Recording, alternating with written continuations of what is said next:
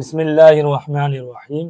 دوستو السلام علیکم ورحمۃ اللہ وبرکاتہ۔ امید ہے آپ لوگ خیریت سے ہوں گے اور کافی اچھی ہوں گے۔ دوستو میں آج آپ کو نماز تہجد کا طریقہ بتانے جا رہا ہوں۔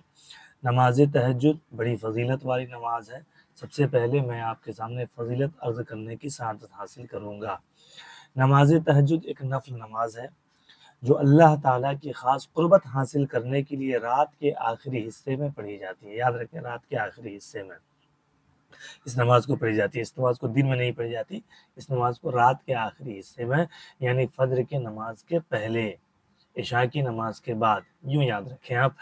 اور وقت، اب بعد نماز عشاء آپ سو جائیں، کیا کریں؟ تھوڑی دیر سو جائیں، کیونکہ سونے کے بعد جو شدت اور کلفت کا احساس ہوتا ہے وہ یوں ہی جاگتے ہوئے آپ کو محسوس نہیں ہوگا۔ آپ تھوڑی دیر سو جائیں بعد نماز عشاء، پھر جب آنکھ کھلے تو سمجھ لیں کہ وہ تہجد کا وقت ہے، یعنی آدھی رات کے بعد سے فجر کی اذان سے پہلے تک تہجد کا وقت رہتا ہے۔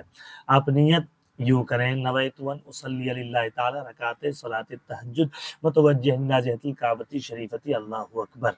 سب سے پہلے آپ یاد رکھیں کہ نیت دل کے ارادے کو کہتے ہیں۔ آپ نے دل میں ارادہ کر لیا اور اللہ اکبر کہہ لیا، صرف اتنا کہہ کر کے، اتنا ارادہ کر کے کہ میں نماز تہجد ادا کر رہا ہوں، یا عورت ہوں تو ادا کر رہی ہوں۔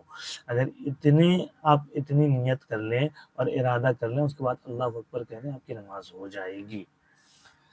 اس کے بعد آپ رکعت آپ جان لیں کہ کم از کم 2 رکعت یہ نماز پڑھی جاتی ہے، کم از کم۔ زیادہ سے زیادہ آپ 8 رکعت، 10 رکعت، 12 رکعت پڑھ سکتے ہیں، یا اس سے بھی آپ زائد پڑھ سکتے ہیں، کیونکہ 12 رکعت ثابت ہے، لیکن اس سے زائد پڑھنے کو آپ کو منع نہیں کیا گیا، آپ چاہیں تو پڑھ سکتے ہیں اس نماز کو، کوئی دقت نہیں ہے۔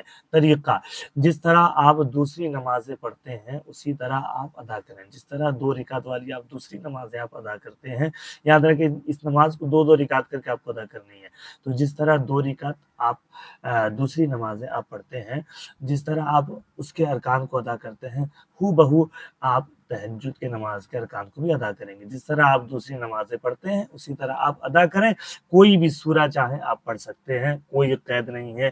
یوں آپ کو قید نہیں ہے کہ آپ 12 رکعت پڑھیں گے تو 12 مرتبہ قل هو اللہ پڑھیں گے، 11ویں رکعت میں آپ 11 مرتبہ پڑھیں گے، 10ویں رکعت میں 10 مرتبہ پڑھیں گے، یا پھر 9ویں رکعت میں 9 مرتبہ پڑھیں گے۔ اس طرح کوئی قید نہیں ہے، آپ کوئی بھی سورہ چاہیں آپ پڑھ سکتے ہیں، کوئی دقت نہیں ہے۔ آخر میں سلام کے بعد رب کی بارگاہ میں گڑ گڑا کر آپ دعا کریں، روئیں، اپنی تمناؤں کا اظہار کریں، اپنی پریشانیوں کا حل ڈھونڈیں، دعا کریں، انشاءاللہ دعائیں مقبول ہوگی، کیونکہ وہ مقبولیت کا وقت ہوتا ہے۔ دوستوں، اگر ہماری ویڈیو آپ کو اچھی لگی تو آپ پلیز لائک کریں، شیئر کریں اور سبسکرائب کریں۔ السلام علیکم ورحمۃ اللہ۔